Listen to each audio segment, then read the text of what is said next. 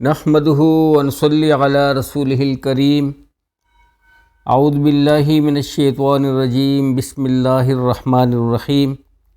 میرے پیارے بھائیوں، بزرگوں، دوستوں اور پیاری بہنوں، السلام علیکم ورحمۃ اللہ وبرکاتہ۔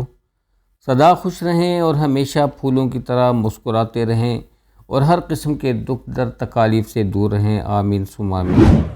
دوستو، آج ایک بہت ہی اہم اور بہترین ٹاپک آپ لوگوں کے ساتھ شیئر کرنے والا ہوں، اور اس ٹاپک کا جو تعلق ہے وہ ہماری 24 گھنٹوں کی زندگی سے ہے، جو ہماری زندگی کی ایک ایک رات کٹتی ہے اور ایک ایک دن کٹتا چلا جاتا ہے۔ تو کیا ہمیں اس کا اندازہ بھی ہے کہ ان 24 آورز میں ہمارے ساتھ کتنے فرشتے جڑے رہتے ہیں؟ یعنی جب یہ 24 گھنٹے ہمارے گزرتے ہیں تو دوستو، اس 24 گھنٹوں میں اللہ کریم نے ہماری صرف فرشتے جوڑ کے رکھے ہوتے ہیں، اور ان فرشتوں کی الگ الگ سی ڈیوٹی ہوتی ہے۔ تو دوستو، یہ زندگی جو ہے آخرت کے اعتبار سے بہت قیمتی ہے، اور یہ تب ہمیں پتہ چلے گا جب ہماری یہ دنیا کی حقیقی آنکھیں بند ہو جائیں گی اور دنیا سے بندہ آخرت کی طرف رحلت یعنی کوچ کر جاتا ہے، تو اسے آخرت کی زندگی کا اندازہ ہو سکتا ہے، لیکن افسوس کہ پھر دنیا میں واپس آنا ناممکن ہے۔ تو اس سے قبل کہ وہ دن ہم دیکھیں یا وہ لمحہ وہ وقت ہم پہ آئے، تو اس سے پہلے یہ دعا ہے ہماری کہ اے اللہ، ہمیں زندگی وہ والی عطا فرما جس میں آپ کی فرما برداری ہو، آپ کی تابعداری ہو، اور آپ کی منشا کے مطابق ہم لوگ دنیا میں زندگی بسر کر سکیں۔ اور یا اللہ، جس مقصد کے لیے آپ نے ہمیں اس دنیا میں بھیجا ہے، جس مقصد کے لیے آپ نے ہمیں دنیا میں بھیجا ہے، اسی مقصد میں یا اللہ ہمیں کامیابی عطا فرما، اور اسی مقصد میں ہماری مدد اور نصرت فرمائیو، اور ہمیں بے مقصد والی زندگی سے دور رکھیو، آمین ثم آمین۔ تو یہ دعا ہونی چاہیے۔ تو دوستو، ہر انسان کے ساتھ 24 آورز میں 20 فرشتے رہتے ہیں۔ تو دوستو، اس کی تفسیر سنتے ہیں کہ وہ کیا کام کرتے ہیں اور کس طریقے سے ہوتے ہیں۔ تفسیر ابن جریر میں وارد ہوا ہے دوستو کہ حضرت عثمان رضی اللہ تعالیٰ عنہ حضور اقدس صلی اللہ علیہ وسلم کے پاس آئے، اور آپ صلی اللہ علیہ وسلم سے دریافت کیا کہ حضرت فرمائیے، بندے کے ساتھ کتنے فرشتے ہوتے ہیں؟ تو دوستو، آپ صلی اللہ علیہ وسلم نے فرمایا، ایک تو دائیں جانب نیکیوں کا لکھنے والا،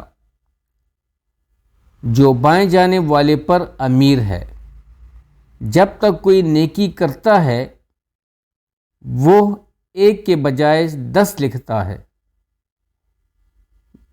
جب تو کوئی برائی کرے تو بائیں والا دائیں والے سے اس کے لکھنے کی اجازت طلب کرتا ہے۔ وہ کہتا ہے، ذرا ٹھہر جاؤ، شاید توبہ و استغفار کر لے۔ 3 مرتبہ وہ اجازت مانگتا ہے، تب بھی اگر اس نے توبہ نہ کی تو یہ نیکی کا فرشتہ اس سے کہتا ہے، اب لکھ لے۔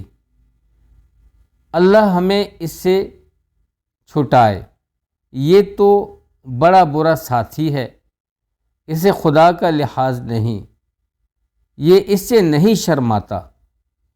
اللہ کا فرمان ہے کہ انسان جو بات زبان پر لاتا ہے، اس پر نگہبان متعین اور مہیا ہے، اور 2 فرشتے تیرے آگے پیچھے ہیں، فرمان خداوندی ہے، لہو معقبات الخ، اور ایک فرشتہ تیرے ماتھے کے بل تھامے ہوئے ہے۔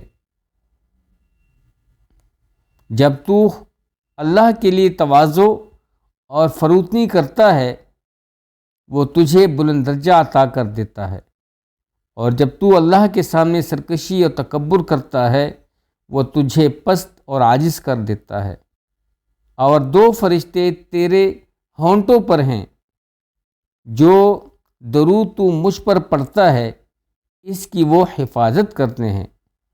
ایک فرشتہ تیرے منہ پر کھڑا ہے کہ کوئی سانپ وغیرہ جیسی چیز تیرے حلق میں نہ چلی جائے، سبحان اللہ۔